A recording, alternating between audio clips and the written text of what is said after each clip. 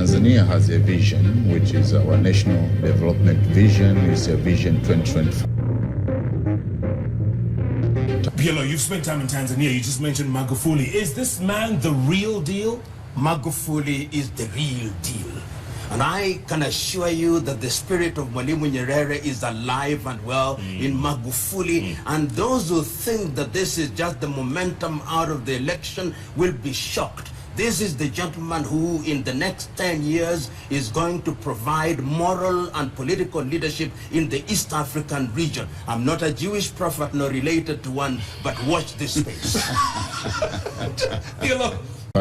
We aspire to have a country with high quality of life. We aspire to have a country with a stable economy, with good governance, with peace. The feeders are there to show that we are heading into that direction. The government's putting a lot of money in terms of having a modern infrastructure. The level of investment has massive projects that are being executed at the moment. The investment climate is also favorable. The business performance in the country is now coming up. You would note that for the past maybe decade or more, GDP growth rate has been above 7%. Tanzania is a greenfield. I think you'll agree with me that this is probably the best moment to invest in Tanzania. It's the most populous country in West Africa. You have a direct access to over 55 million people. But Tanzania, it's very strategically located. We are being surrounded by 8 countries, maybe 6 countries are landlocked countries. We are the one to provide a channel. We are talking about a market of more than 100 million people. There's not many parts of the world that have that kind of power. So if you are in a fast-moving consumer goods area or in any business that has huge outreach, Tanzania also provides that kind of opportunity. One of the aspirations of the vision to have a land society. I think it's very important that we empower more and more people to be able to take advantage of the opportunities that this country has to offer. There's all the potentials there to take things to the next level. I think there are a lot of good policies. The government is receptive to private sector investment. They're trying to work to develop the local industries, to develop local companies. I think they're doing things from all angles. They're not just focusing on one area. The system has been streamlined.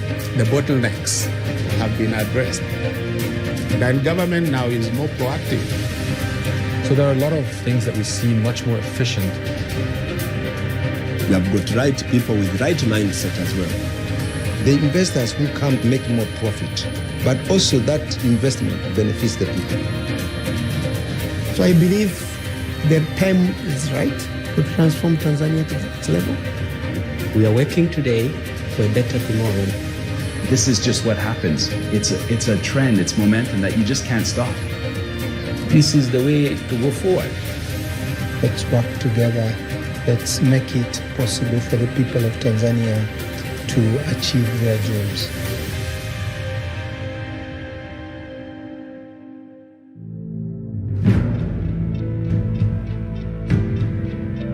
To attain the aspiration of the Vision 2025, the government has done a lot in terms of delivering projects which are going to affect the people directly.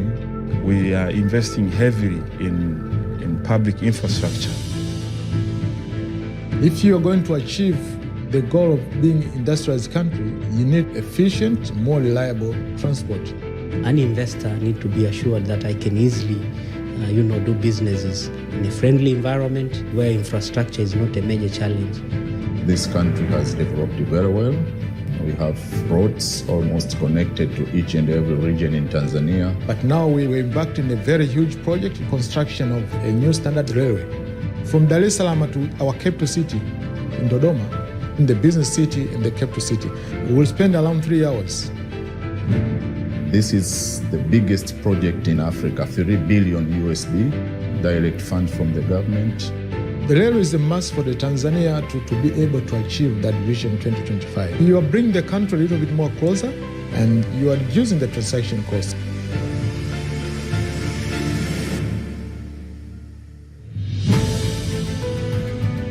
Tanzania has always been quite important in terms of having a strategic location in East Africa. It's really important, especially in a country of 55 million people, modernize and expand the port.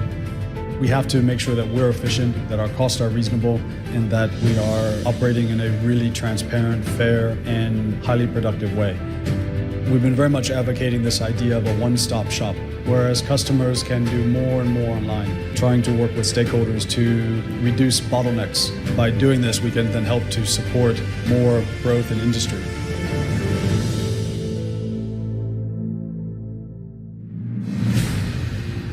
To achieve our national development vision, the Vision 2025, as the country is moving towards industrialization, a lot of energy is needed.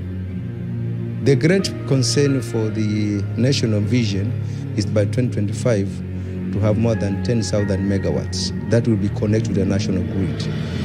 The country is delivering several energy projects, including the Kinyerezi. Kinyerezi is a suburb in Dar es Salaam where we are focusing on gas, and they have added enough power into the national grid to service the industrialization that is happening in Tanzania. Because you see, when you have efficient power supply, cost of production comes down significantly. Tanzania is diversifying its energy sources now. We have some minor projects in terms of wind, solar, but the biggest project now is the hydro. The formerly Stiglas Gorge, which is now called Julius Nyerere Hydro Power Station, is a 2,115 megawatts project. The fourth biggest dam in Africa. 2.9 billion USD. I think this amount of electricity in this time, it will make Tanzania is one of the leading countries in all fields. The hydropower project is going to be a game changer in terms of our economy, but also the project is going to conserve the environment in Tanzania. Before the project, the elephants were almost depleted in the area because of poaching. So one significance in terms of conservation is to act as a security buffer zone for the conservation of animals in the ravine. But also the people downstream who are suffering from floods. The dam itself is going to act like a control area.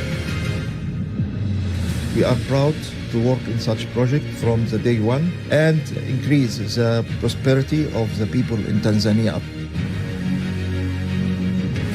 For such a project, you have to work with a high level of engineering and a high level of technology and transfer this experience and know-how in such a project.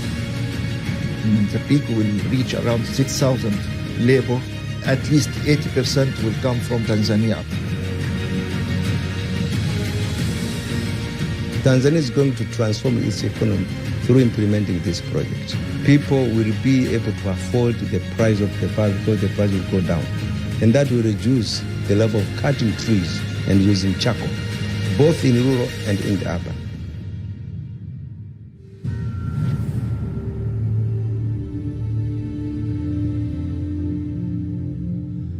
Tanzania is also endowed with a lot of natural resources, particularly on the extractive industry. It's a major source of wealth that can really contribute to the aspirations of our 2025 vision. So what we are doing as government is to make sure the natural resources are benefiting the people. The revenue has risen tremendously. Come 2025, as per our vision, we will hit the 10% contribution of the mining sector to the GDP. Tanzania is incredibly well endowed with some of the best gold deposits in the world. But we know for sure that there's more to come. Tanzania is largely underexplored, and it's a sure bet that you want to be here investing in this country. We have all the mines that other African countries and the rest of the world have: gold, copper, diamonds, but most importantly, Tanzania has Tanzanite. This stone, which is the rarest stone on earth, it's found on those two hills across the Kilimanjaro airport. It's the only place in the world. At last, Tanzania is waking up and taking measures to manage its resources, to develop the country's economy. Integral to our philosophy as a mining company in Tanzania is benefiting our stakeholders. Now, when we talk about stakeholders, that includes the government, the communities we operate in, our employees, and supplier bases. Probably our most valuable asset is our people. We're now at a record high of above 99% Tanzanians in the workforce. They're incredibly skilled, they're dedicated, they're honest, they're motivated. But core to that is being able to train, develop, and add more skills to this workforce. Nearly half of our employees come from the surrounding communities where our mine is. Empowering is the key word, and educating the communities with alternative livelihood programs.